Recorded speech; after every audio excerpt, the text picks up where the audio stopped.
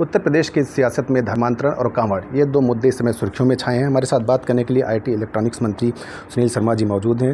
सुनील जी, सबसे पहले धर्मांतरण का मामला, एक बड़ा स्कैंडल, बड़ा गिरोह, बड़ा सरगना जो गिरफ्त में आया है, तो आपको क्या लग रहा है कि एक तरह से जो नेटवर्क है वो ध्वस्त हो पाएगा? क्योंकि जो खबरें आ रही हैं, नेटवर्क बहुत विस्तार में फैला हुआ, देश विदेश तक फैला छांगुर का।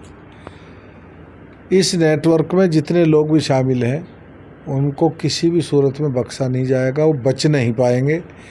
देश में बैठे हों, विदेश में बैठे हों, उत्तर प्रदेश की योगी जी की सरकार एक एक को ला करके जेल के शिक्षों के पीछे डालने का काम करेगी और उनको ऐसा दंड दिलाया जाएगा कि वो याद रखेंगे। जो पीड़ित हैं, लखनऊ में प्रेस कॉन्फ्रेंस की जगह जगह पे वो बोल रहे हैं कि जिस तरह का नेटवर्क है और हज़ारों की संख्या में उसके शागिर्द हैं जो इस तरह के धर्मांतरण का प्रयास कर रहे हैं।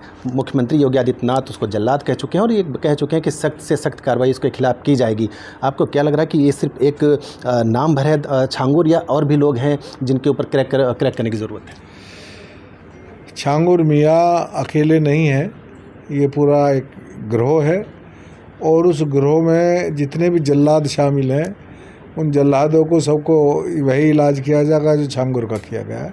और योगी जी ने जो कहा है वो करके, योगी जी जो कहते हैं वो करते हैं, इसमें कोई संशय की बात ही नहीं। कांवड़ को लेकर, कांवड़ यात्रा चल रही है, उसको लेकर तमाम तरह की सियासत हो रही है। राजीव राय समाजवादी पार्टी के बड़े नेता हैं, सांसद हैं, प्रवक्ता हैं, उन्होंने ये कहा है कि कांवड़ यात्रा में जो बेरोजगार हैं वही जा रहे हैं। तो सबसे ज़्यादा बेरोजगारी तो समाजवादी पार्टी में है इस वक्त। सब लोग बेरोजगार हैं, उनके पास कोई काम ही नहीं है बेचारों के बयान देने के अलावा, इसीलिए वो बार बार बयान दे रहे हैं। सनातन विरोधी मानसिकता है उनकी, सदैव सनातन की आस्थाओं को चोट पहुंचाते रहे और उसी काम को राजीव राय कर रहे हैं। समाजवादी पार्टी का यही एजेंडा है। भारतीय जनता पार्टी का प्रदेश अध्यक्ष अभी तक घोषित नहीं हुआ है, एक समय, लंबा समय बीत चुका है। आपको क्या लग रहा है कि कब तक ये प्रक्रिया पूरी होगी? क्योंकि पीडीए जो पिछड़ा दलित अल्पसंख्यक का फार्मूला है, जिसने लोकसभा में काफ़ी डैमेज भी किया भारतीय जनता पार्टी को, जो उम्मीदें थी, कहीं यही कारण तो नहीं पीडीए की? सोचने में समय लग रहा है पार्टी को कि आखिर क्या किया जाए कि 2027 की राह आसान हो। अखिलेश यादव जी का पीडीए परिवार डेवलपमेंट एजेंडा है। उनका पिछड़ों से, दलितों से कोई मतलब नहीं है।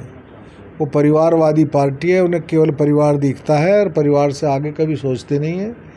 इसलिए भारतीय जनता पार्टी को उनकी किसी प्रोपेगेंडे से कोई चिंता नहीं है। भारतीय जनता पार्टी कार्यकर्ताओं की पार्टी है, बड़ी पार्टी है, कई दुनिया की सबसे बड़ी पार्टी है।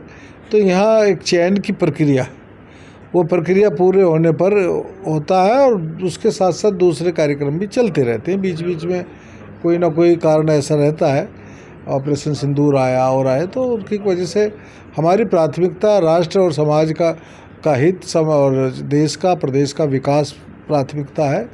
उसको साथ लेकर चलते करते हुए संगठन का गठन की प्रक्रिया चल रही है, वो अपने समय पर हो जाएगी।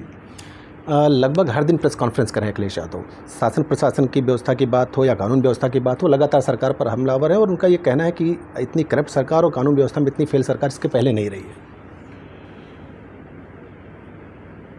अखिलेश जी बेचारे क्या करें, प्रेस कॉन्फ्रेंस करने के अलावा उन पर कोई काम तो है नहीं, जनता तो उन्हें लाइक करती नहीं। सारे कार्यक्रम उनके कार्यालय में सिमट के रह जाते हैं, फील्ड से, जनता से उनका कोई वास्ता नहीं है। तो अब क्या बोलें, उनके सारी बातें बिल्कुल गलत हैं। मुझको लगता है कि वो भूलवश उनके शासन में जो चलता था उसका बखान कर बैठते हैं।